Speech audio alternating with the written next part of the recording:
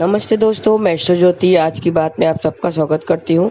आइए आज की बात कर लेते हैं। आज बड़ा ही अच्छा दिन है, शुभ दिन है, मंगलवार का दिन है। मंगलवार के दिन हनुमान जी की पूजा आराधना करते हैं। तो हनुमान मंदिर जाइए, उनको चोला चढ़ाइए, सिंदूर चढ़ाइए।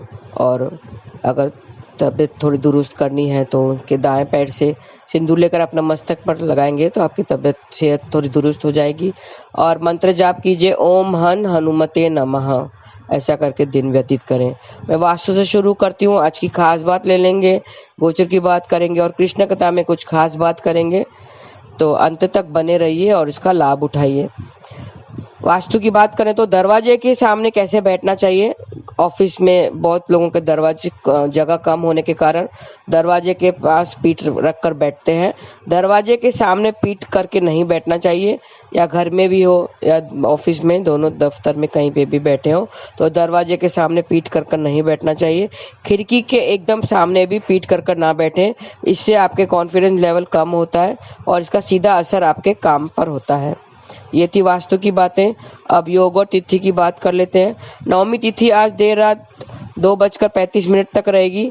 आज रात 8:32 तक हर्षल योग रहेगा। जैसे से हर्षल नाम से पता चलता है कि ये हर्ष खुशी ही प्रदान करता है।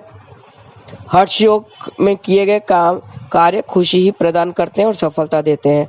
आज दोपहर बाद 3:40 तक रोहिणी नक्षत्र रहेगा। रोहिणी कल रात को था और अष्टमी तिथि थी कल।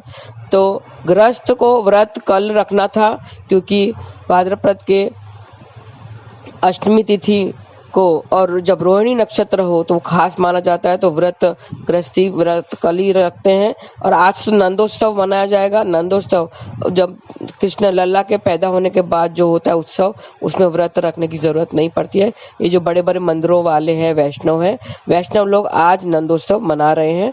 जब भाद्रपद कृष्ण पक्ष की अष्टमी की रात को गृहस्थ व्रत करते हैं, जब रोहिणी नक्षत्र का संबंध हो जाता है, तो उस टाइम पे कृष्ण का जन्म हुआ था।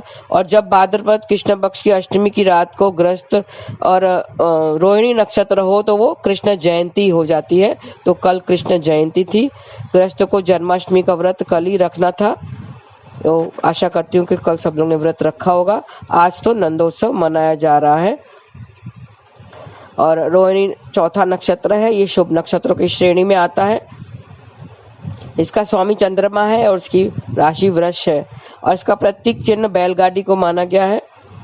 और इसका संबंध जामुन के पेड़ से बताया गया है। तो जामुन के पेड़ की आज पूजा आराधना कीजिए और इसे किसी प्रकार की नुकसान नहीं पहुंचाना है। और जामुन का पेड़ का फल का सेवन भी नहीं करना है। और आज की खास बात, आज गोगा नवमी है। भाद्रपद कृष्ण पक्ष की नवमी को गोगा नवमी मनाई जाती है। आज के दिन को गोगा जी महाराज का जन्म उत्सव के रूप में मनाया जाता है। गोगा जी को योग तप मंत्रों के प्रभाव से सिद्धियां मिली थी। इन्हें राजस्थान के लोक देवता के रूप में पूजे जाते हैं। राजस्थान के हनुमानगढ़ के जिले के गोगामेड़ी में इनका मंदिर भी है। गोगा नवमी के दिन राजस्थान के हनुमानगढ़ में बड़ा मेला लगता है। यहाँ अधिकतर लोग पीताम्बरी यानी पीले वस्त्र धारण किए हुए होते हैं। इस दिन गोगा जी महाराज को छड़ी का विशेष महत्व है। इस छड़ी को भक्त कंधे पर रखकर पूरे नगर में प्रभात फेरी निकालते हैं। रसोई की दीवार पर हल्दी व चंदन से गोगा जी की तस्वीर बनाते हैं। तस्वीर में तवे की कालिक या कोयले से रंग भरते हैं। गोगा नाम के पौधे को भी लाकर विधि विधान से पूजा की जाती है। शाम के समय किसी नदी या तालाब में इसे फिर बहा देते हैं। ये पौधा बहुत अनोखा है। गोगा नाम का पौधा, उसे रात में शाम के वक्त बहा देते हैं। और इसे अप्पा मार्ग, लट जीरा, चिरचिटा आदि नामों से भी जाना जाता है। और खास बात ले लेंगे, कल दोपहर बाद 3:26 पर मंगल ने मिथुन राशि में प्रवेश किया था। तो कल का जो गोचर था, जो कल जन्माष्टमी थी, इसलिए उसकी चर्चा हम नहीं कर सके, तो उसकी चर्चा हम आज करेंगे। कल दोपहर बाद 3:26 पर मंगल मिथुन राशि में प्रवेश कर चुके हैं और 20 अक्टूबर दोपहर 2:25 तक ये यहीं गोचर करेंगे। तो 20 अक्टूबर को थोड़ा सा ध्यान देना है। कि गोचर है, मंगल का गोचर है, सबको सब राशियों पे इसका प्रभाव जरूर पड़ेगा। और पहले, चौथे, सातवें, आठवें या 12वें भाव में किसी का गोचर आया है तो उसको अस्थायी रूप से मांगलिक बनाता है। वैसे जन्म कुंडली में अगर किसी का मंगल पहले, चौथे, सातवें, आठवें या 12वें भाव में है तो वो मांगलिक कहलाता है। और उनकी शादियों में थोड़ी सी देर होती है, दिक्कत होती है, वैवाहिक जीवन में थोड़ी सी कठिनाइयाँ आती हैं। तो मैंने बार बार कहा है कि अगर ऐसे लड़के या लड़की जो मांगलिक है उनकी कुंडली अगर मैच करा रही हो तो उन्हीं से ही कराना चाहिए जो मांगलिक है, मतलब सेम स्थिति में है, पहले, चौथे, सातवें, आठवें, 12वें घर में जिसका मंगल है उसकी जो अगर मैच करा रहे हैं कुंडली तो वैसी लड़की से कराना चाहिए जिनका भी पहले, चौथे, सातवें, आठवें या 12वें घर में मांगलिक हो। तो थोड़ा सा ध्यान देके मांगलिक को नॉन मांगलिक से अगर शादी होती है तो उनकी पारिवारिक जीवन, जो वैवाहिक जीवन है, उनमें कठिनाइयाँ आती हैं। तो थोड़ा सा ध्यान कीजिए, अपने बच्चों का जो भविष्य है वो आप ही के हाथ में है। तो कुंडलियाँ अगर चेक करते हैं, मैच करते हैं तो थोड़ा सा ध्यान करके कीजिए। पंडित लोग कहते हैं कि 28 साल के बाद मंगल दोष निकल जाता है। नहीं, ऐसा नहीं है, ये सच नहीं है, क्योंकि जो जन्म कुंडली में मंगल जहाँ पे बैठा हुआ है उसके हिसाब से ही मांगलिक होते हैं। तो वो ग्रह कहीं जाते नहीं हैं, वो तो वहीं रहते हैं। तो शादी में थोड़ी देर हो जाती है, लेकिन उनको कुंडलियां मैच अच्छे से प्रॉपर कीजिए। अगर उनका कैंसिलेशन हो रहा है, मांगलिक दोष का कैंसिलेशन हो रहा है, तो वो दूसरे से मैच जिससे करवा रहे हैं उनका भी कैंसिलेशन उसी तरह होना चाहिए। ये थोड़ा सा ध्यान दे दें। अब मंगल की बात करें तो मेष और वृष राशि का ये स्वामी है। तो आप उपाय करने हैं होते हैं इसमें। आप बड़े भाई, मंगल बड़े भाई का प्रतीक है, तो बड़े भाई या बड़े भाई जैसे लोगों का आज सम्मान कीजिए, आदर कीजिए। और मसूर की दाल आपको मंदिर में दान करनी है। अगर आपको कुछ परेशानियां हैं मंगल से, मंगल आपका अगर खराब स्थिति में बैठा हुआ है, स्थायी रूप से मांगलिक कर रहा है, आपको बना रहा है, तो मसूर की दाल का दान किया जाता है, बताशे का दान किया जाता है। और हनुमान चालीसा पढ़ते हैं। मंगलवार और शनिवार को हनुमान चालीसा का पाठ करना चाहिए। 7 बार हनुमान चालीसा का पाठ करना चाहिए। हनुमान जी की पूजा आराधना करें। इस तरह से थोड़े से उपाय करने से आपको लाल रंग के कपड़े पहनने हैं, लाल रंग के कपड़े धारण करने हैं, या आप गिफ्ट भी कर सकते हैं बहन को। आप लाल रंग के कपड़े बड़ी बहन को गिफ्ट कर सकते हैं, कुछ भी गिफ्ट दे सकते हैं। तो इस तरह से आप उपाय करते रहिए, हनुमान चालीसा पढ़ते रहिए। और मंगल का जो है, मंगलवार को ये उपाय करने चाहिए। मंगलवार को मंदिर में जाकर आप मंगल का मंत्र भी जाप कर सकते हैं। उनका मंत्र है ओम क्राम क्रीम क्रौम सह भौमाय नमः। ऐसे आप जाप करके आप अपना जो है थोड़े से सावधानी बरत सकते हैं। तो ये थी आज की खास बात। अब कल का हमने जन्माष्टमी मनाई थी, व्रत रखा होगा, सब गृहस्थों को कल व्रत रखना था। जन्माष्टमी आज धूमधाम से मनाई जा रही है। भगवान श्री कृष्ण जी को भगवान श्री हरि विष्णु जी का पूर्ण अवतार अंश माना जाता है। प्रभु इस पावन धरती पर अवतरित हुए थे, वह भी मानव रूप में, जिसमें हम सभी मानवों को यह शिक्षा दे सकते हैं कि जीवन में हमारे सामने कितने ही कष्ट क्यों ना आ जाए, हमें इसे डटकर सामना करना चाहिए। आपने पूरे देखा हो, सुना होगा, उनकी लीलाओं के बारे में पता किया होगा। कृष्ण की लीलाएं आपने नहीं किया हो तो आप भागवत पुराण आप पढ़ सकते हैं, सुन सकते हैं, भागवत रखवा सकते हैं। उसमें लीलाओं के बारे में जो बताया गया है उसमें देखा है कि बहुत सारे असुर हैं। जैसे ही वो पैदा हुए थे उसी टाइम पूतना नाम का असुर ने उसे मारने की कोशिश की थी, लेकिन प्रभु ने उसका उद्धार कर दिया था। इसी तरह हमें डरना नहीं चाहिए। ये हमें शिक्षा देते हैं कि हमें किसी प्रकार से भी कितने भी कष्ट क्यों ना आए, हमें डटकर उनका सामना करना चाहिए।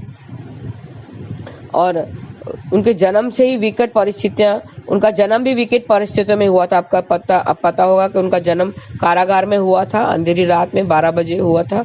तो कारागार में भी जन्म लिया था और विकट परिस्थितियों में भी उनका जन्म होने के बावजूद तो संपूर्ण जीवन उन पर मृत्यु तुल्य कष्ट मंडराते रहे, लेकिन वह सदैव मुस्कुराते रहे और हर चुनौतियों का उन्होंने पूरे साहस से सामना किया। तो हमें भी इसी तरह ये हमें सिखाता है कि हमें भी अपने जीवन में कितने भी कष्ट मुसीबतें आए उसे हंसकर डटकर सामना करना चाहिए। इस जन्माष्टमी के पावन पर्व पर श्री कृष्ण के जीवन से मिलने वाली उन महत्वपूर्ण सीखों को हम जान लेते हैं, जिनसे यदि हम एक दो को भी अपने जीवन में उतार लें तो वास्तव में श्री कृष्ण के उपदेशों का और गीता का जो सार है वो हमें मिल जाएगा।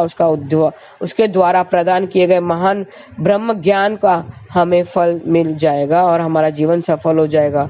श्री कृष्ण ने सिखाया है कि जीवन में चाहे कितनी भी चुनौतियां क्यों ना आ जाए, हमें सदैव मुस्कुराते रहना चाहिए। इससे न केवल हमें देखकर अन्य लोग प्रेरित होंगे, बल्कि हर समस्या को आसानी से सुलझाने में मदद मिलेगी।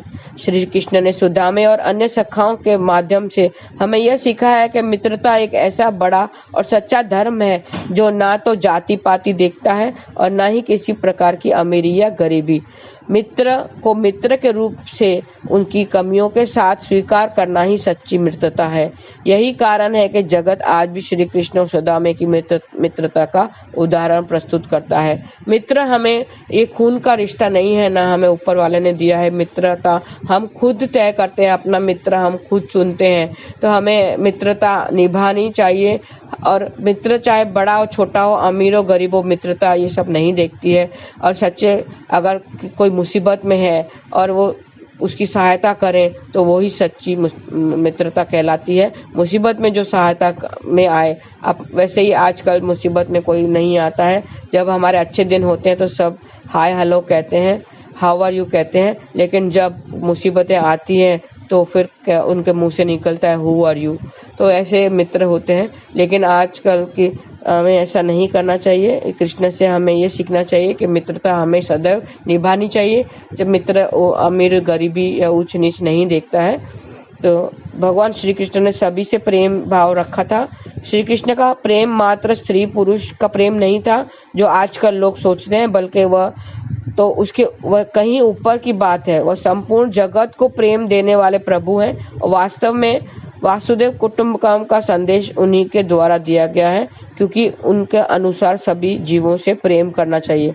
भगवान श्री कृष्ण ने अपने जीवन में कभी गैया चराई तो कभी पशु पक्षियों और ग्वाल बालों के साथ खेले। उन्होंने जीवों पर दया और प्रेम भाव दिखाने के लिए भी हमें प्रेरित किया है। जब बार बार कंस श्री कृष्ण को मारने के लिए असुरों को भेजता और उसे अनेक ग्वाल बालों की क्षति होती, तो वो उन सब के कष्ट को दूर करने के लिए स्वयं ही श्री कृष्ण आगे बढ़े। यह एक नेतृत्वकर्ता नायक का रूप में श्री कृष्ण का चित्रण है, जिससे हमें यह सीख मिलती है कि दूसरों के भले के लिए हमें स्वयं आगे बढ़कर प्रयास करना चाहिए। आजकल कोई कलयुग है, कोई आगे आता नहीं है। अपने नेबर में भी दरवाजा बंद कर देते हैं। अगर किसी को तकलीफ हो तो सामने वाला, जो हमारे पास वाला, जो नेबर जिसे पड़ोसी कहते हैं, वो भी दरवाजा बंद कर देते हैं। तो ऐसा नहीं करना चाहिए। इससे हम कृष्ण के जीवन से हमें यह सीख मिलती है कि दूसरों के भले के लिए स्वयं खुद आगे बढ़कर प्रयास करना चाहिए। भाई बहन के अटूट प्रेम को दर्शाते हुए भगवान श्री कृष्ण ने द्रौपदी के चीरहरण के समय उनकी रक्षा की। इससे ज्यादा कोई भाई किसी बहन की रक्षा क्या कर सकता है। महिलाओं का सम्मान हमें श्री कृष्ण जी से ही सीखना चाहिए कि महिलाओं का सम्मान कैसे करना चाहिए। और अपने बहन या बहन सम्मान कोई भी हो तो उनका, महिलाओं का, सबका सम्मान करना चाहिए। बाल कृष्ण, यशोदा नंदन, नंदलाल, माखन चोर, बंसीधर, मधुसूदन, नटवर श्री कृष्ण से रास रसैया होते हुए योगीराज श्री कृष्ण चंद्र जी महाराज जो द्वारकाधीश बने। यह जीवन ही ऐसी यात्रा है जो पग पग पर हमें बहुत कुछ सिखाती है। भगवान श्री कृष्ण ने ही मोहग्रस्त अर्जुन को अपने श्रीमुख से गीता जैसे दिव्य ज्ञान दिया, जो हमें जीवन की सभी उलझनों से निकालने में सक्षम है। इस प्रकार हमने देखे कि भगवान श्री कृष्ण ने कदम कदम पर हमें कुछ न कुछ सिखाया है। वास्तव में जन्माष्टमी का ये शुभ पर्व भगवान श्री कृष्ण के सिखाए रास्ते पर आगे बढ़ने का समय है और यह हमें प्रेरित करता है कि हमें भगवान द्वारा दिए गए रास्ते का अनुसरण करते हुए जीवन में एक अद्भुत व्यक्तित्व प्राप्त करने के लिए सदैव तत्पर रहना चाहिए। ईश्वर की दृष्टि से सभी एक समान है, इसके लिए हमें भी सभी को बराबरी की दृष्टि से देखना चाहिए। तो ये हमें सीख, हमने पूरे उसके जीवन जो शुरू से लेके अंत तक जो श्री कृष्ण का जीवन है वो हमें कुछ न कुछ सिखाता है। पग पग पर उसने चुनौतियों का सामना किया और पग पग पर हमें सीख देते हुए चले कि हमें दृढ़ता से डट कर उन सब का सामना करके हंसते हुए अपना जीवन व्यतीत करना चाहिए और पग पग पर ईश्वर को साथ रखना चाहिए, नाम जप करते रहना चाहिए। हरे कृष्ण कृष्ण कृष्ण हरे हरे, हरे राम राम राम हरे हरे। आज के लिए बस इतना ही। आपका दिन शुभ रहे। हरे कृष्ण।